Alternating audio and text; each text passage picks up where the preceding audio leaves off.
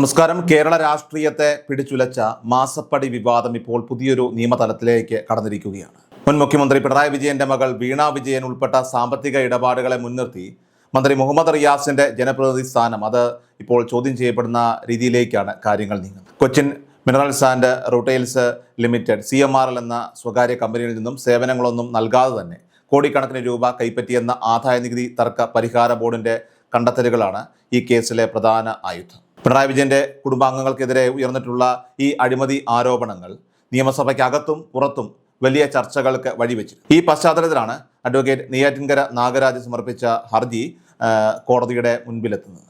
ഇത് കേവലം ഒരു സാമ്പത്തിക ആരോപണം എന്നതിലുപരിയായിട്ട് ഭരണഘടനാപരമായിട്ടുള്ള പദവികൾ വഹിക്കുന്നവർ പാലിക്കേണ്ട സുതാര്യതയെക്കുറിച്ചുള്ള ഗൗരവകരമായിട്ടുള്ള ചോദ്യങ്ങൾ ഉയർത്തുന്നതാണ്.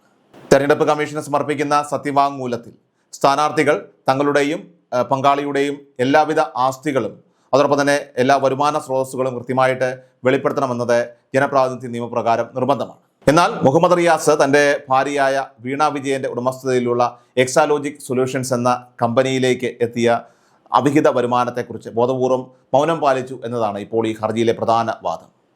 ആദായനികുതി ബോർഡ് പുറത്തുവിട്ട രേഖകൾ പ്രകാരം യാതൊരു സേവനവും നൽകാതെ മാസപ്പടി ഇനത്തിൽ ലഭിച്ച തുക സത്യവാങ്മൂലത്തിൽ കാണിക്കാതിരുന്നത് വോട്ടർമാരെ വഞ്ചിച്ചതിന് തുല്യമാണെന്നും ഹർജിക്കാരൻ വാദിക്കുന്നു. നിയമപരമായിട്ടുള്ള ഇത്തരം വെളിപ്പെടുത്തലുകളിൽ വരുത്തുന്ന വീഴ്ചകൾ അത് ഒരു ജനപ്രതിനിധിയുടെ അയോഗ്യതയിലേക്ക് പോലും വരെ കാര്യങ്ങൾ നയിക്കാവുന്ന ഗൗരവതരമായിട്ടുള്ള കുറ്റകൃത്യമായിട്ടാണ് നിയമം കാണുന്നത്. ഇക്കഴിഞ്ഞ നിയമസഭാ തെരഞ്ഞെടുപ്പിൽ ലഭിച്ച കനത്ത തിരിച്ചടികൾക്ക് പിന്നാലെ CPM നേതൃത്വത്തെയും അതോടൊപ്പം തന്നെ മുഖ്യമന്ത്രിയുടെ കുടുംബത്തെയും പ്രതിരോധത്തിലാക്കുന്നതാണ് ഈ കേസിന്റെ പോക്കെന്ന് പറഞ്ഞു. മുഖ്യമന്ത്രി എന്ന നിലയിൽ പിണറായി വിജയന്റെ രാഷ്ട്രീയ പ്രതിച്ഛായയ്ക്ക് ഏറ്റ ഏറ്റവും വലിയ ആഘാതമായാണ് രാഷ്ട്രീയ നിരീക്ഷകർ ഇതിനെ ഇപ്പോൾ ഈ കേസിനെ വിലയിരുത്തുന്നത്. സ്വന്തം മകളുടെ കമ്പനിയുമായി ബന്ധപ്പെട്ട സാമ്പത്തിക ഇടപാടുകൾ അന്വേഷണ ഏജൻസികളുടെ പരിധിയിൽ വന്നതോടുകൂടി അഴിമതിക്കെതിരായ പാർട്ടിയുടെ നിലപാടുകൾ ഇവിടെ ചോദ്യം ചെയ്യപ്പെടുകയാണ്. എക്സാലോജി കേസിലെ അന്വേഷണം ഇതിനു മുൻപ് ഇഴഞ്ഞു നീങ്ങുകയാണെന്ന ആക്ഷേപം ശക്തമായിരുന്നുവെങ്കിലും നിലവിലെ രാഷ്ട്രീയ സാഹചര്യത്തിൽ അന്വേഷണ ഏജൻസികൾ നടപടികൾ വേഗത്തിലാക്കിയിരിക്കുകയാണ്. അധികാരത്തിന്റെ തണലിൽ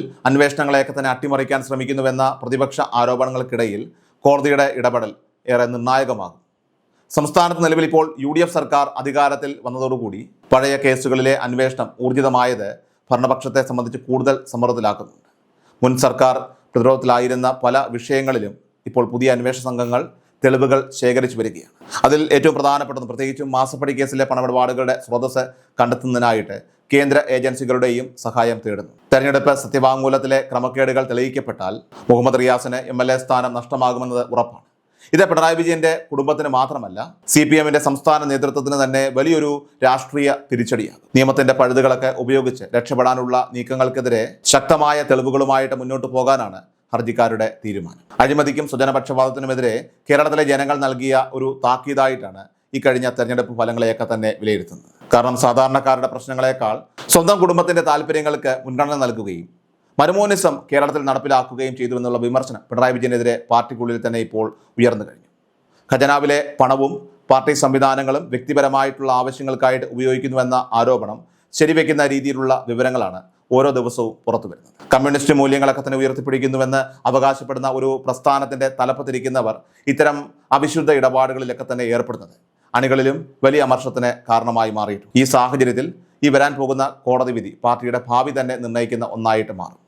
ഈ മാസം 15-ാം തീയതി കോടതി ഈ ഹർജിയിൽ വിധി പറയാനിരിക്കെ വലിയൊരു രാഷ്ട്രീയ മാറ്റത്തിനാണോ കേരളം സാക്ഷ്യം വഹിക്കാനായിട്ട് പോകുന്നത് എന്നാണ് ഇപ്പോൾ കേരളം ഒന്നാകെ ഉറ്റുനോക്കുന്നത്. കോടതി വിധി അനുകൂലമായാൽ പിണറായി വിജയന്റെ രാഷ്ട്രീയ അന്ത്യത്തിന് തന്നെ അത് തുടക്കമാകുമെന്ന് കരുതുന്നവർ നിരവധിയാണ്.